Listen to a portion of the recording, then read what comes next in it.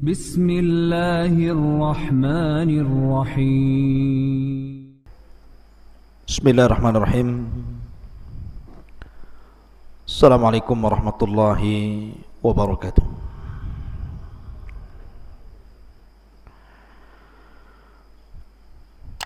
الحمد لله الذي كفانا وهدانا وجعلنا من المسلمين.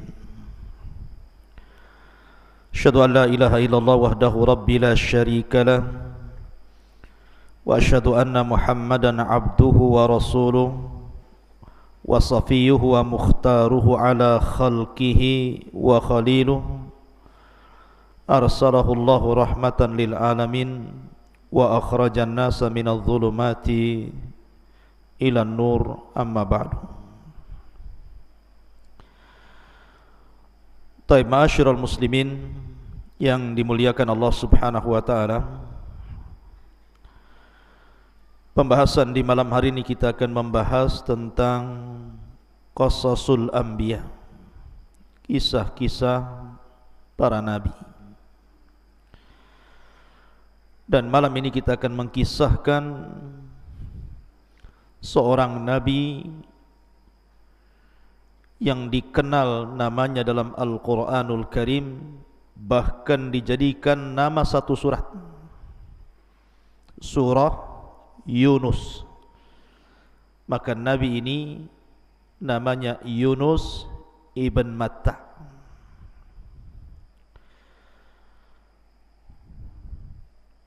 Al-Quran menyebutkan di 4 tempat tentang kisah Nabi Yunus ini. Sebelum saya jelaskan dan saya bacakan ayat-ayatnya serta hadis-hadis Rasul yang bercerita tentang kisah Yunus ini, sedikit biografi Nabi Yunus alaihi salatu wassalam. Tolong antum catat biar hafal. Yunus ibn Matta adalah di Quran disebutkan dalam beberapa nama. Terkadang disebut Yunus,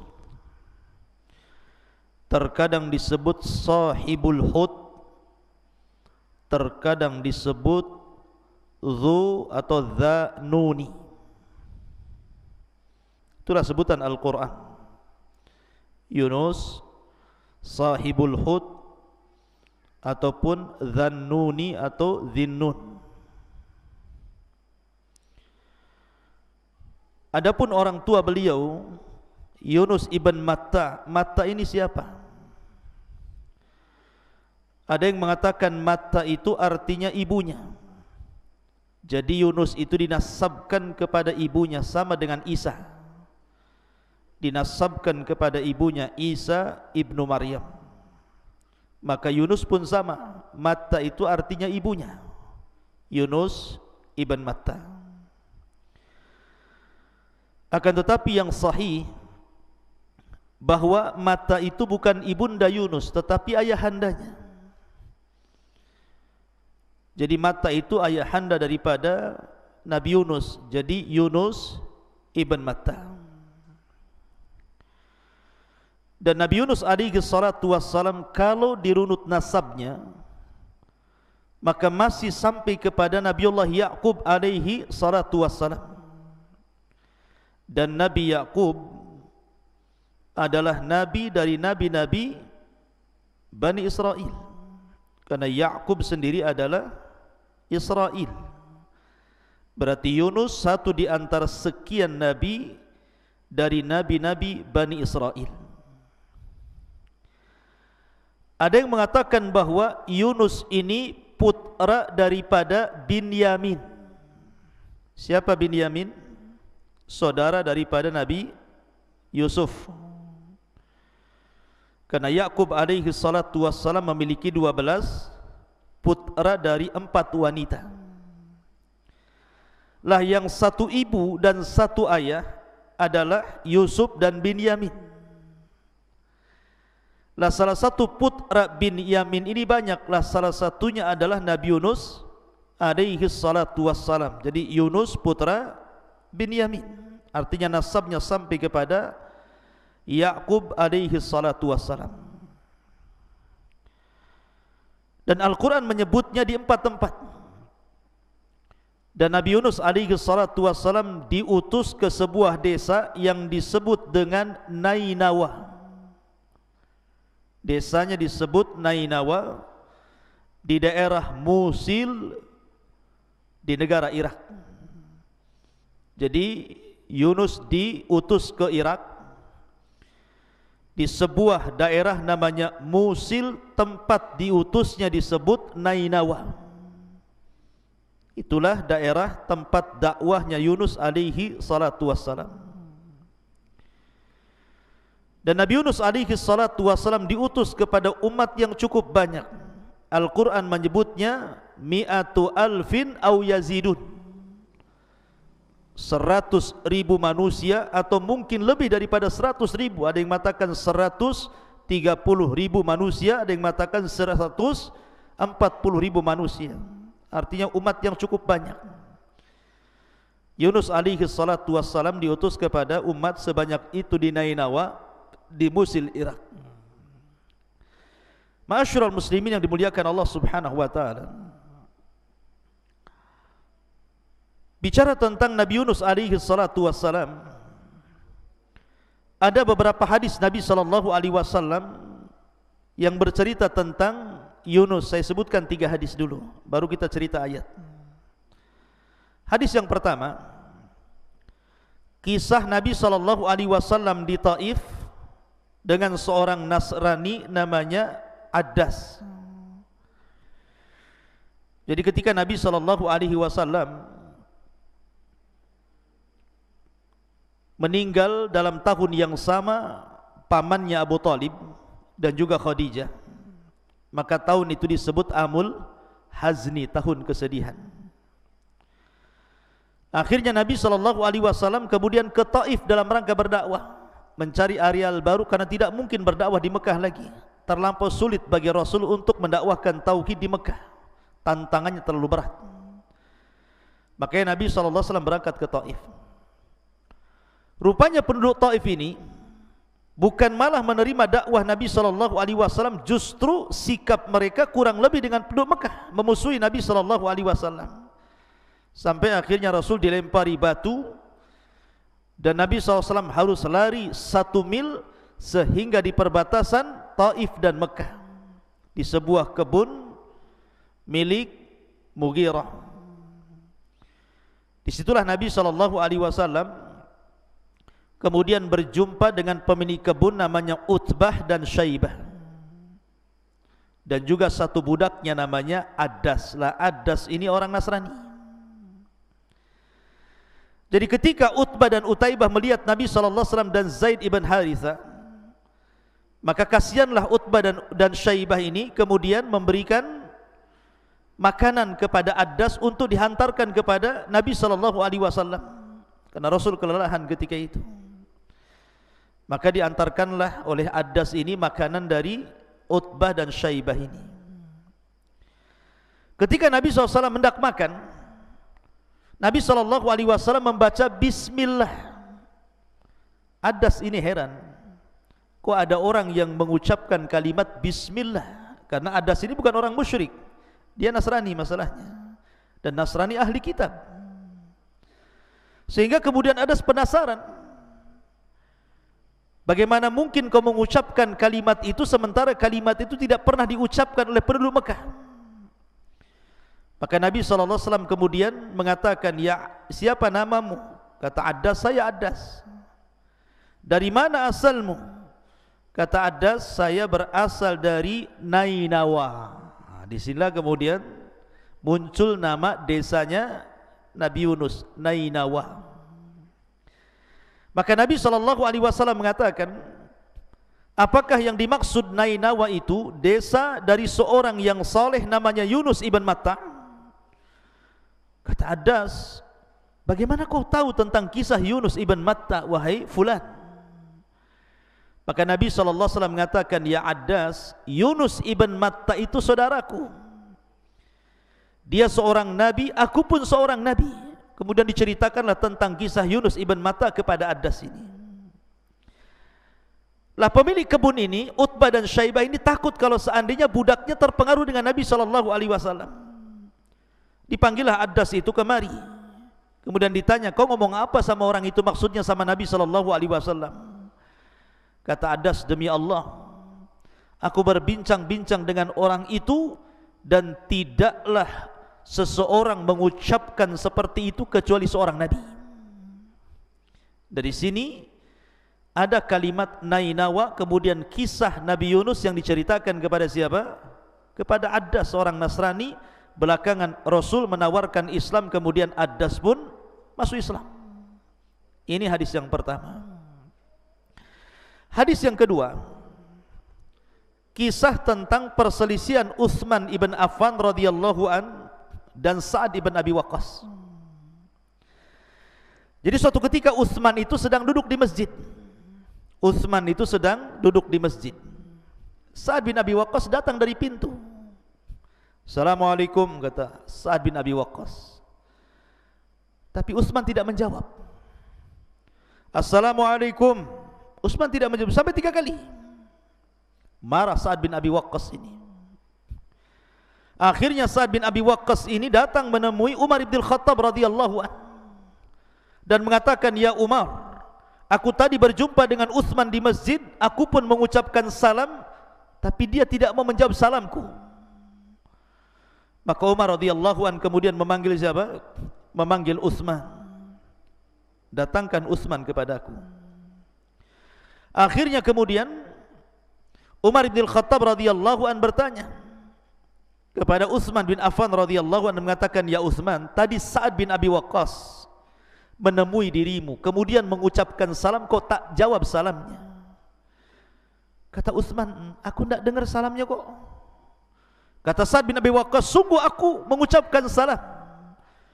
Kata Utsman, tidak. Sampai 3 kali. Akhirnya kemudian barulah Utsman mengatakan, ya tadi memang aku melihat Sa'ad, dia mendekatiku di masjid, tetapi aku tidak tahu kalau dia mengucapkan salam, karena aku ketika itu melamun, termenung akan hadis Nabi SAW yang terpenggal, terputus, dan aku tidak tahu lanjutannya, di mana Nabi SAW bersabda, da'watun walladhi nafsi biyadih ma du'iya biha mu'minun illa farrajallahu alaihi. Sebuah doa demi zat yang jiwaku berada di tangannya, tidaklah seorang mukmin berdoa dengan doa itu kecuali Allah akan lapangkan kehidupannya. Ketika Nabi SAW hendak menyebutkan doa itu, tiba-tiba datang Arab Badui mengganggu Nabi SAW dengan pertanyaan-pertanyaan. Akhirnya Rasul pun lupa tentang doa itu dan aku tidak tahu penjelasannya. Maka Umar pun mengatakan, oh iya, aku juga sama itu. Maka Sa'ad bin Abi Waqqas mengatakan, sungguh aku hadir di majelis itu dan aku tahu doa itu. Kemudian Umar dan juga Utsman bertanya kepada Sa'ad, doa apa itu? Maka Sa'ad bin Abi Waqqas kemudian membacakan doa Dzannun. Siapa? Doanya Nabi Yunus alaihi salatu wassalam, la ilaha illa anta subhanaka inni kuntu minadh zalimin. Ini pun ada kaitan dengan kisah Nabi Yunus, karena salah satu doa ketika Yunus berada di 3 kegelapan di dalam perut ikan itu adalah doa la ilaha illa anta subhanaka inni kuntu minadh zalimin. Kemudian hadis yang ketiga, perkataan Nabi SAW, la tufaddiluni ala Yunus ibn Matta, jangan kau lebihkan diriku di atas Yunus ibn Matta. Para ulama mengatakan hadis ini gharib, tetapi yang sahih adalah la yaqulanna ahadukum inni khairun min Yunus ibn Matta. Janganlah salah seorang di antara kalian mengatakan, sesungguhnya aku lebih baik daripada Yunus ibn Matta. Kata-kata ini ikhwan bukan berarti kemudian Yunus lebih baik dibandingkan Rasul, tidak. Ada yang mengatakan bahwa Rasul mengatakan seperti ini karena Rasul belum tahu bahwa dia adalah afdalul anbiya, Nabi yang paling afdal, sehingga Rasul mengatakan seperti ini. Ataupun para ulama mengatakan perkataan seperti ini menunjukkan tawaduknya Nabi sallallahu alaihi wasallam. Ini di antara 3 hadis yang ada hubung kait dengan cerita Nabi Yunus. Baik, kita akan masuk ke cerita inti. Tolong jangan ributnya, jangan ngobrol. Kalau ngobrol tidur saja. Pertama kita akan bahas surah Yunus ayat 98. Allah Subhanahu wa taala berfirman, "Falaula kanat qaryatun amanat fanafa'aha imanuha illa qauma Yunus lamma amanu kashafna anhum adzabal hizyi fil hayatid dunya wa matta'nahum ilahin." Dan mengapa tidak ada penduduk sebuah kota yang beriman lalu imannya itu bermanfaat kepada mereka selain kaumnya Yunus? Tatkala mereka kaum Yunus itu beriman, kami hilangkan dari mereka azab yang menghinakan dalam kehidupan dunia, dan kami beri kesenangan kepada mereka sampai kepada waktu yang ditentukan. Ma'asyiral muslimin yang dimuliakan Allah Azza wa Jalla, Nabi Yunus ini diutus kepada Nainawa di Musil, Irak sana. Sebagaimana para nabi yang lain, ikhwan, setiap dakwah para nabi itu mengajak manusia ke dalam tauhid. Walaqad ba'atsna fi kulli ummatir rasulan an ibudullaha wajtanibu taghut. Itu tugas para nabi, menyembah Allah dan menjauhi sesembahan selain daripada Allah Azza wa Jalla. Tetapi sunnatul dakwah di mana-mana antum akan merasakan nanti ketika antum berdakwah di luar. Ketika antum mulai berdakwah, mendakwahkan tauhid, pasti sunnatul dakwah ada yang menerima, ada yang menolak. Itu sudah sunnatul dakwah. Ada yang kemudian setuju dengan dakwah antum, ada juga yang menolak dakwah antum. Bahkan mungkin ada yang mencela dakwah antum. Lah rupanya Nabi Yunus alaihi salatu wassalam berdakwah di negeri Nainawa ini, satu pun orang Nainawa tidak ada yang beriman. Bayangkan, satu penduduk Nainawa itu tidak ada yang terpengaruh dengan dakwahnya Nabi Yunus alaihi salatu wassalam. Saking kerasnya hati mereka. Akhirnya karena mereka tidak ada yang mau beriman, maka Nabi Yunus alaihi salatu wassalam mulai menakut-nakuti mereka dengan azab dan mengatakan, kalau kalian tidak mengikuti ajaranku, maka siap-siap dalam beberapa hari ke depan Allah akan timpakan azab kepada kalian. Ma'asyiral muslimin, lah ketika Nabi Yunus mengancam mereka dengan azab, mereka pun tidak terpengaruh, tidak takut. Akhirnya kemudian hari pertama tidak turun azab, hari kedua tidak turun azab, hari ketiga juga tidak, maka Yunus akhirnya keluar dari Nainawa, meninggalkan Nainawa padahal belum diizinkan Allah Subhanahu wa taala. Lain seperti Lut, kenapa dia meninggalkan Sodom kemudian ke Irak, ke Palestina? Karena Allah mengizinkan Lut untuk pergi dari Sodom, karena Sodom akan diazab masalahnya. Atau ketika hijrahnya Ibrahim alaihi salatu wassalam dari Irak menuju Palestina, karena memang dia tidak bisa berdakwah di Irak. Atau Nabi SAW ketika hijrah dari Mekah ke Madinah, karena sudah diizinkan Allah. Lah Yunus ini belum diizinkan, sudah pergi. Dari sini ikhwatu fiddin muliakan Allah Subhanahu wa taala, maka Yunus pun pergi. Diceritakan dalam ayat yang kedua surat As-Saffat. Surat As-Saffat ayat 139 sampai 148. Allah mengatakan, wa inna Yunusa laminal mursalin idh abaqa ilal fulkil mashhun fasahama fakana minal mudhadin faltaqamahul hutu wa huwa mulim falawla annahu kana minal musabbihin la labitha fi batnihi ila yaumi yub'atsun fanabadnahu bil ara wa huwa sakim wa ambatna alaihi syajaratan min yaqtin wa arsalnahu ila mi'ati alfin aw yazidun fa amanu famatta'nahum ilahin. Sesungguhnya Yunus benar-benar seorang Rasul. Ketika dia lari dari kewajibannya kepada kapal yang dipenuhi muatan, kemudian dia ikut diundi, ternyata dia termasuk orang-orang yang kalah dalam undian, maka dia ditelan oleh ikan besar dalam keadaan tercela. Dia termasuk orang-orang yang banyak berzikir kepada Allah. Kalaulah dia tidak termasuk orang-orang yang banyak berzikir kepada Allah, niscaya dia akan tetap tinggal di perut ikan sampai hari kebangkitan. Kemudian kami lemparkan dia ke daratan tandus dan dalam keadaan sakit. Kemudian untuk dia kami tumbuhkan sebatang pohon labu dan kami utus dia kepada 100.000 atau lebih, sehingga mereka beriman karena kami anugerahkan kenikmatan hidup kepada mereka hingga waktu yang ditentukan.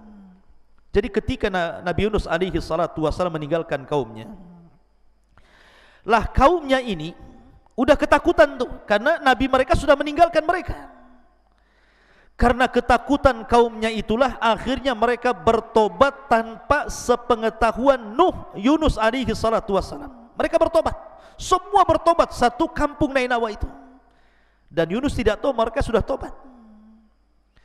Dan ingat ikhwatu fiddin, muliakan Allah azza wa jalla, iman itu terbagi dua.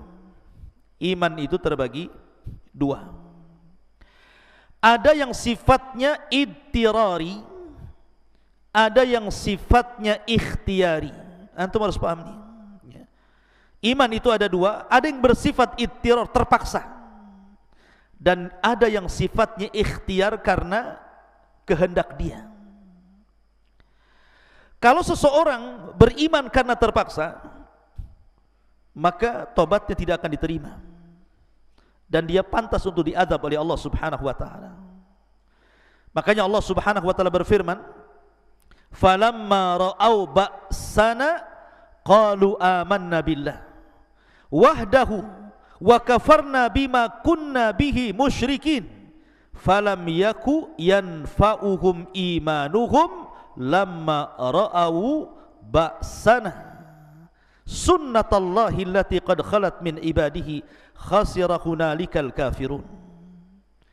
Maka tatkala mereka melihat azab Allah Subhanahu wa taala hendak menimpa mereka, mereka mengatakan apa? Kami beriman kepada Allah saja dan kami kufur terhadap apa yang kami sekutukan. Tapi lihat jawaban Allah, falam yaku yanfa'uhum imanuhum. Iman mereka enggak guna, enggak manfaat. Kenapa? Karena tobatnya terpaksa. Tobatnya terpaksa masalahnya. Jadi azab sudah ada di kepala mereka, baru mereka mengatakan saya beriman, enggak guna imannya. Tetap saja Allah kirimkan azab kepada mereka. Itu namanya iman idtirar namanya. Kemudian yang kedua ada iman ikhtiari seperti kaumnya Yunus. Ini namanya iman ikhtiari. Ketika Nabi Yunus meninggalkan mereka, maka kemudian mereka pun menyesal. Kenapa mereka tidak beriman saat Yunus masih ada? Ketika Yunus mengancam mereka dengan azab Allah Subhanahu wa taala, maka betul-betul mereka menyesal. Akhirnya kemudian dengan kehendak mereka, mereka ingin tobat kepada Allah Azza wa Jalla. Bentuk bahwa iman mereka ikhtiar, karena ketika mereka tobat, jadi ketika azab itu sudah berada di kepala mereka, maka kaumnya Yunus ini memisahkan binatang.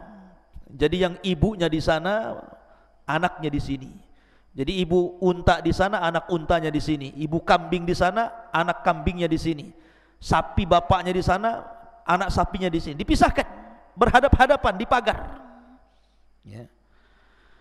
Kemudian semua orang menangis, laki-laki, perempuan, anak kecil, orang dewasa, wanita, orang tua, semua menangis. Kemudian anak binatang ini karena dijauhkan dari induknya berteriak-teriak sehingga ramai gitu kan. Akhirnya ketika kemudian tangisan di mana-mana dari anak kecil, orang remaja, dewasa, orang tua, laki-laki, perempuan, binatang pun sampai berteriak-teriak, akhirnya azab itu dihilangkan. Kenapa? Karena iman mereka ikhtiar, karena kehendak mereka. Bentuk bahwa ini ikhtiar, mereka memisahkan anak-anak binatang itu. Maka iman mereka diterima dan tidak jadi turun azab. Lah Nabi Yunus tidak tahu. Nabi Yunus sudah berada di atas perahu. Lah di atas perahu itu sudah banyak penumpang. Dan sebagian mereka mengenali Yunus alaihi salatu wassalam orang mulia, maka mereka senang bahwa Yunus berada di kapalnya. Berangkatlah kapal ini, ikhwan. Tiba-tiba di tengah lautan datang ombak yang sangat besar, mengombang-ambing kapal, dan tiba-tiba kapal itu berhenti tanpa sebab. Coba antum merasakan, kalau antum naik kapal ke pulau, tiba-tiba berhenti mendadak di tengah lautan, kira-kira perasaan antum seperti apa? Pasti dug gitu ya. Pasti kita ini debar-debar nih, jangan-jangan gitu ya. Lah, penumpang ini semua khawatir, karena ketika itu hanya ada dua kemungkinan. Kemungkinan pertama, kapal itu tenggelam sehingga semua penumpangnya mati. Kemungkinan kedua, harus dikurangi beban kapalnya dengan cara apa? Dengan cara melempar semua barang-barang yang ada di kapal itu. Maka semua barang-barang dilemparnya ke lautan, tapi masih jomplang juga kapal itu. Rupanya harus ada orang-orang yang dibuang dari kapal itu. Akhirnya kemudian sebagian mereka saling runding, bagaimana ini? Setelah sepakat semuanya, akhirnya dibuatlah qur'ah. Qur'ah itu semacam undian. Siapa yang terkena koclok, berarti dia harus melemparkan dirinya ke lautan. Akhirnya satu persatu, siapa ini? Ridho, nyemplung. Keluar lagi, Nopal, nyemplung gitu ya. Pokoknya satu persatu yang kena undian itu harus keluar dari kapal itu. Dan yang terakhir rupanya Nabiullah Yunus alaihi salatu wassalam ada dalam undian itu. Ketika Nabi Yunus alaihi salatu wassalam keluar namanya, orang sudah tahu kan Yunus ini orang saleh, seorang nabi, mereka paham. Maka mereka mengatakan, oh jangan, kalau ini orang saleh, kalau bisa koclok lagi lah, kan begitu. Akhirnya kemudian diundi lagi, Yunus lagi. Maka Yunus sudah perasan bahwa ini kesalahan dirinya. Bukan karena ilatnya, bukan karena lautan, bukan karena angin, tetapi karena dia yang salah, meninggalkan kaum tanpa izin Allah subhanahu wa ta'ala. Akhirnya Yunus pun kemudian melemparkan diri ke lautan. Lah kemudian surat yang ketiga, Allah subhanahu wa ta'ala berfirman dalam surah Al-Anbiya, lanjutan kisahnya dari 87 sampai 88. Perhatikan.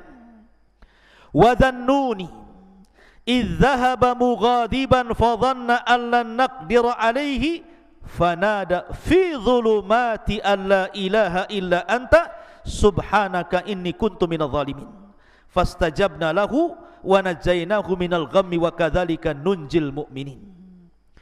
Dan ingatlah ketika Dhunnun Yunus, ketika dia pergi dalam keadaan marah kepada kaumnya, lalu dia menyangka bahwa kami tidak akan mempersempit, maka ia pun menyeru dalam keadaan sangat gelap bahwa tidak ada Tuhan selain Engkau ya Rabb, maha suci Engkau, sesungguhnya aku adalah termasuk orang-orang yang zalim.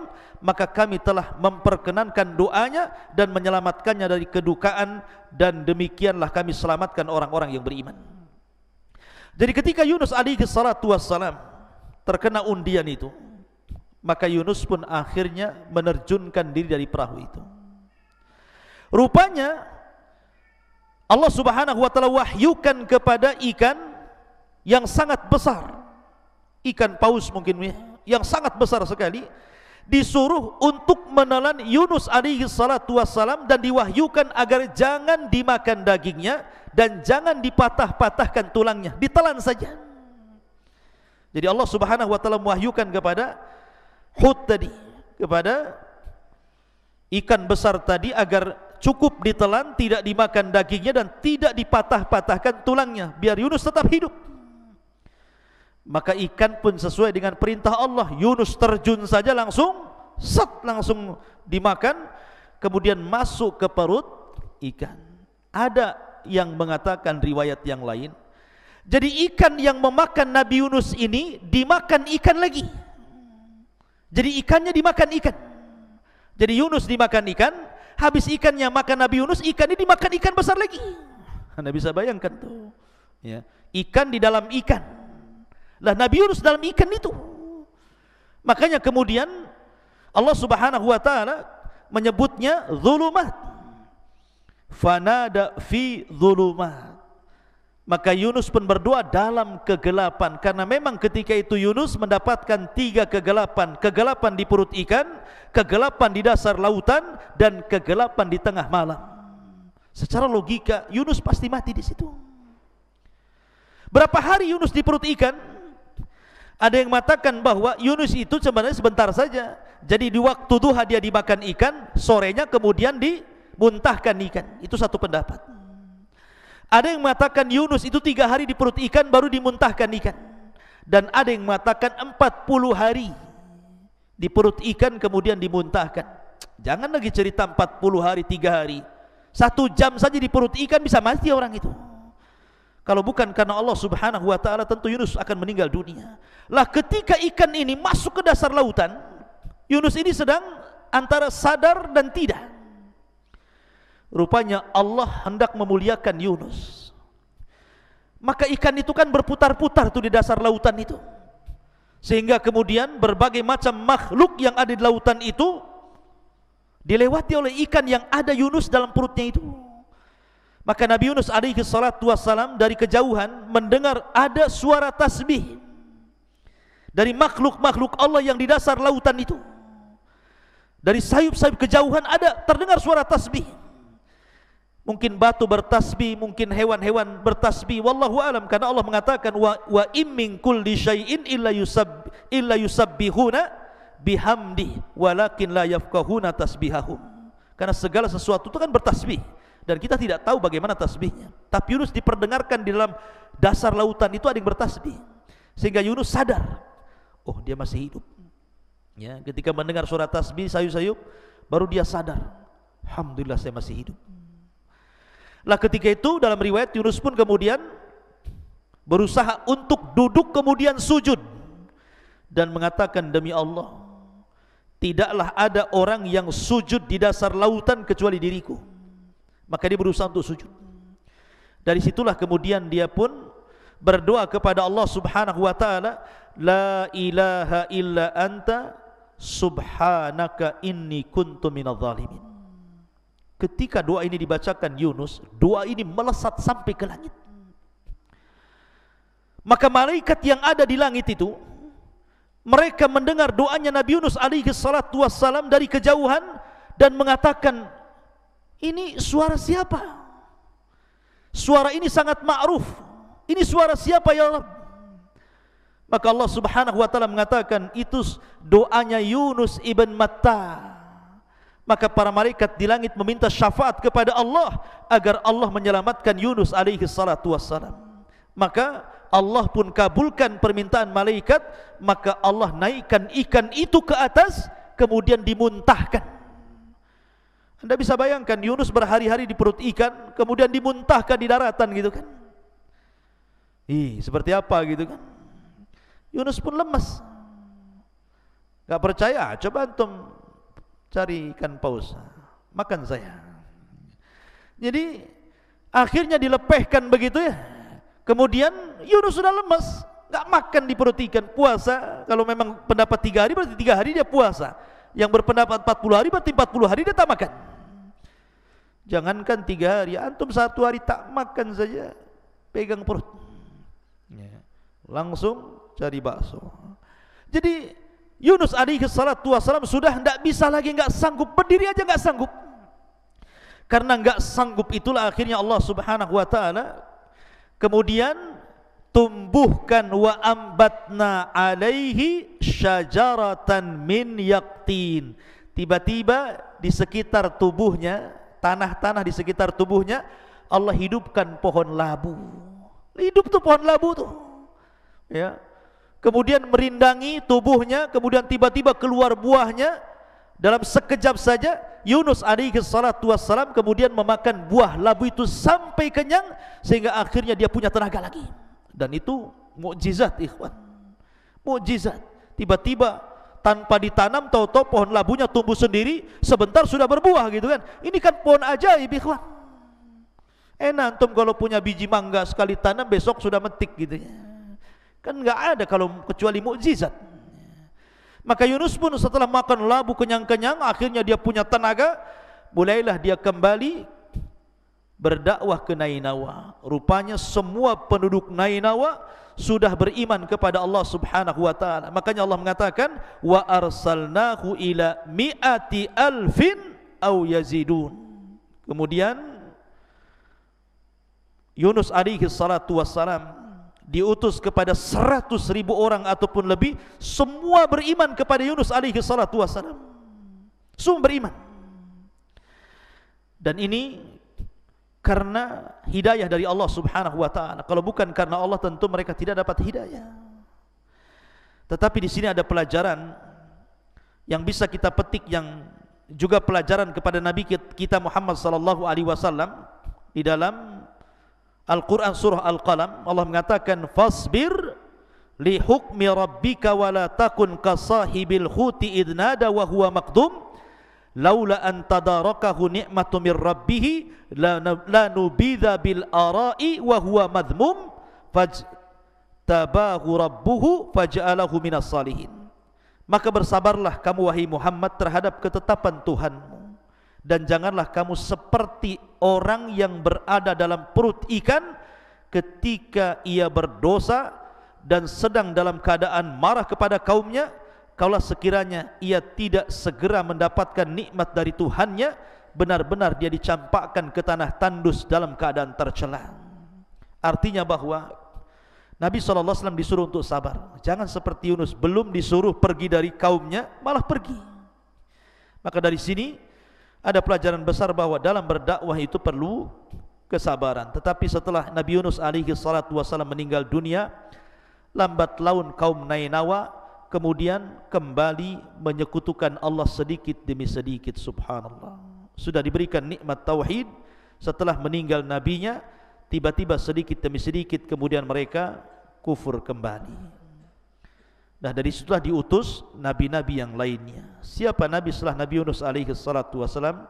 Nanti kita akan kisahkan dan kesempatan. Subhanakallah bihamdika asyhadu an la ilaha illa anta astaghfiruka wa atubu ilaik. Allahu ta'ala alam. Assalamualaikum warahmatullahi wabarakatuh.